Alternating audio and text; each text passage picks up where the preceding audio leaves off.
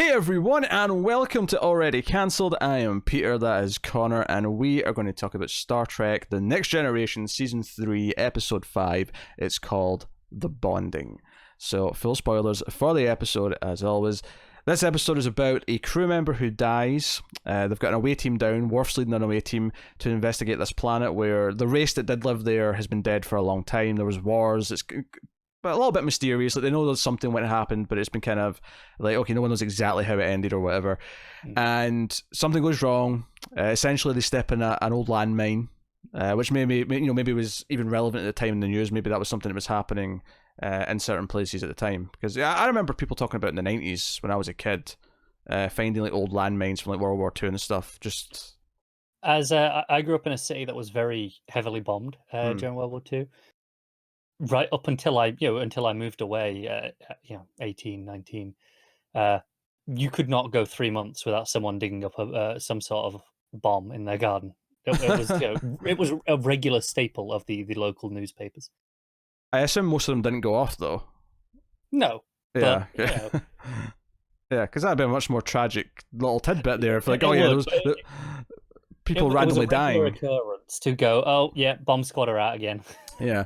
So that's the premise of the episode. It's this, it's essentially a red shirt. It's this woman who dies, but the episode is kind of an interesting take in that what it really wants to deal with is how the crew, how Picard, how Worf, because he was there, and how some of the others handle the death of someone, and more importantly, the fact that she has a child who's been left parentless because the kid's dad's already dead. And we go through the motions of Picard having to tell the kid and the difficulty of that. Wesley kind of remembers how he was told by Picard that his father had died, and all these things kind of play into the episode. What I'll say about this one, it's not necessarily a great episode for a couple of reasons. The little kid Jeremy, his acting is not particularly good. No. So that kind of drags it down a little bit. But I will say this, and it kind of goes to something I was saying last week as well, but I will say that even if the execution isn't all the way there, this is another episode again where I can feel that them actually trying with ideas, where I can see how they were really trying to do something new and explore something with their plot. Like, let's explore the idea of teaching about life and death, to, partly to Data, partly to Worf, and really kind of explore this idea through this alien entity that ultimately wants to try and like stop the kid from having any grief or going through any of the pain, and explaining why that's not the right thing. It felt like a very Star Trek-y thing to do, but it didn't feel like it was repeating that. Sure, I mean, you can argue this is kind of like one of the godlike entities that we've had in the original series. You can argue a couple things like that technically, but none of it felt like they were just redoing. It felt like, no, they've got an interesting idea and they're trying to do it, and maybe it doesn't quite hit it out of the park. But I think what I'll say for season 3 so far is that I think almost every episode I felt like a real effort by the writers to try and really do something and really play with ideas in the episodes. So I'll give it that. I'll give it that even through the worst parts of this episode, I always felt like, you know what, I give them credit for trying, because I can feel what the attempt was here, even if it isn't completely landing. No, I get what you're saying. I actually feel pretty similar to how I did last episode, in that I feel like there's about 5-10 minutes towards the end that are really quite good. Mm-hmm. And the rest of it isn't like inherently bad. It's just kind of not quite there. I think this is more even than last week. I don't think it's ever as... I didn't find it as bad as the other bits did last time. But equally, the stuff that is good, I don't think it's as good either. It's a bit more middle of the road. Yeah, no, I liked last week's more. I was quite positive on last week's. But I kind of like what I was saying is that I feel like, at least with this episode, compared to, like, say, a mediocre episode from season 1, or for, some of the episodes in the original series that we lambasted for just reusing ideas, or just... I don't want to ever accuse them of just being lazy, but there was definitely episodes of the original series where it kind of felt like, oh, we're just doing one of these again, because until the next episode it's got a proper idea, where they've got something... Yeah. Whereas I feel like with this, like, every episode so far, certainly these last few, have all felt like they're really trying to explore something in a unique way. No, I agree, and I think I feel like this episode would probably be better if you didn't have like the kid act. I feel like it does drag it down quite a bit, unfortunately. It's distracting, so I don't think it's terribly written. Which is interesting. Did you catch who wrote this one? I did, yeah. Royal D. Moore wrote this, who was the showrunner of Battlestar Galactica, the 2004 series, and currently he works on, I think, Outlander, and he does For All Mankind on Apple. But I love Battlestar Galactica. That's where I know him from. And of course, Sam Esmail's doing the new version of that at some point soon. After outbreaks and whatnot subside. But that was interesting. Obviously, I mean, did I like hear his voice coming through the characters? And that's not really like, it's not that kind of thing. But Battlestar Galactica, the newer version, and I can't even say the new one for long because there's going to be a newer one. But Battlestar Galactica for a lot of what that show was, it was exploring the humanity of, okay, we've made these robots, the Cylons, and we have to deal with the fact that they kind of revolted against us, but are they completely in the wrong for doing so? Is that kind of on us for how we treated them? And so, like, it was always very heavy with its moral discussion, with its theology discussions, with its, like, all these different things. It was always heavily trying to explore the human condition, I suppose. What you're saying is it took a reasonable amount of influence from Star Trek.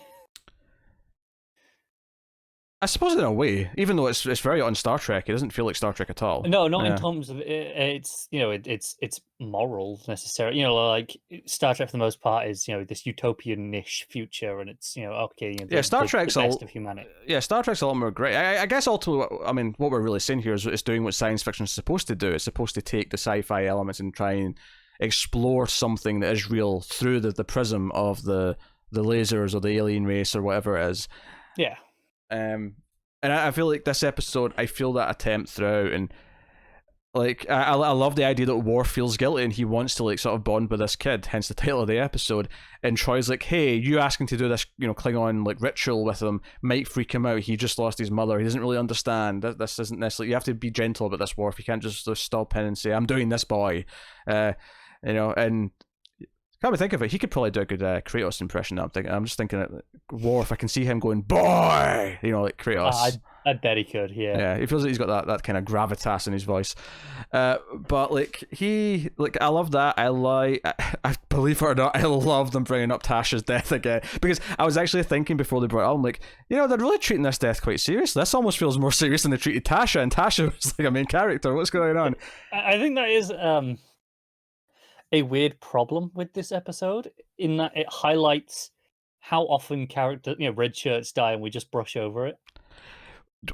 I mean, I think forgetting the history of Star Trek, which to be fair, Next Gen hasn't done it as much as the original series ever did, but I do kind of appreciate the idea that they essentially in this episode is a red shirt, but that's kind of the point, because they asked the question, why do I care less about this person than Tasha? And Riker has to explain, well, when you're close to someone, when someone's a friend, it matters more. And he's like, but why? Surely we should care the same about all deaths. And Riker has the poignant moment, which is, well, if we did, maybe human history would have a lot less, war and sacrifice and murder. I think bloodbaths was the word. Was a bloodbath he used, yeah. So, like, it's making these interesting points, and Data's trying to understand. But, but Riker is correct. Like, yeah, when someone, you care more. I think, I'm fine with that angle of it. It's more... I think more the Worf element here, where it's, okay, the person leading the away team feeling that responsibility and kind of having to go through that is definitely not something we've done before. And I have a sinking feeling we probably won't do much of it ever again. If I'm to defend it, I would say it's because it leaves a kid behind, because he hears about the kid. He hears that this is left an orphan, essentially. And he's also frustrated because, in his Klingon way, he's frustrated that he can't get revenge against who did this, because this was a landmine that was left behind from a war that ended centuries ago, if not thousands of years ago. There's nothing to fight. There's nothing to get mad at and get revenge and by Grathbar's hammer, I will avenge you. There's there's none of that. No, he is frustrated for sure. So I think that adds to it, and I enjoy those scenes. I enjoy him trying to connect with them. I did enjoy the scene with Picard going and speaking to the kid, and sort of trying to, because before we get, in fact, even more than that, I love the scene in the elevator with Troi beforehand, where he stops at the turbo lift and says, "Hey, when they said that they wanted kids on the Enterprise, I said that was a bad idea. You can't serve in a starship with kids on board, because his mother understood what her duty was and what the risk was, and she understood why I was given an order. We both understood what our roles were and why this is our duty, and so on and so on. But he's not going to understand that. He might hate me for making those calls, And just like we find out later, Wesley hated him once upon a time for his father's death. So like, and all this makes sense. And I think I do appreciate that this actually is maybe the first episode, with the exception of just Wesley's general appearances. This is the first episode since the pilot where Picard complained about there being kids, or maybe it was the first couple of episodes he complained about there being kids. We've not really even addressed it since. Like, it's been like over 2 seasons since we really talked about the fact, hey, there's whole families of kids on board. It's kind of nice like to. He got used to it and just accepted the idea, and this is the first time something's really gone wrong in regards to that, and it's like, God damn it, this is why I was annoyed in the first place. Yeah, no, I get that. But no, I thought the scene it was with Picard and the kid was good, and the eventual holding of his hand, and the camera even obviously focusing on it before it cut to the next scene. All handled very well. Like I say, the kid's like blank eye stare wasn't exactly perfect for the scene. Wasn't perfect, but where it goes next though is that essentially his mother appears to come back from the dead. Although there's never any actual real belief, other than the kid himself, that that's what's happened here. It's always, okay, something's impersonating this kid's mother. That's always the attitude from everyone, which is correct. Like, no one should have been thinking otherwise. No, I do think though this ends up being the weakest part of the episode. Like with this, this being here, kind of taking on this role, it kind of just feels like, been there, done that a little bit. I think at first, when it gets to the point where they're convincing the kid to stay, and in turn convincing her, this being, why he shouldn't go and live in a fantasy where his mother's still alive and nothing's real, it's just this fake world around him. Like, that part I actually kind of like. And I kind of like as well, but the reasons for it, the motivations for this being, because at first it's like, is it just this malicious entity that feeds off children? What is this thing? But it turns out that, no, there was actually 2 beings on, or 2 different types of species on this planet. There was the physical species, which had a big civil war or whatever, and eventually killed themselves.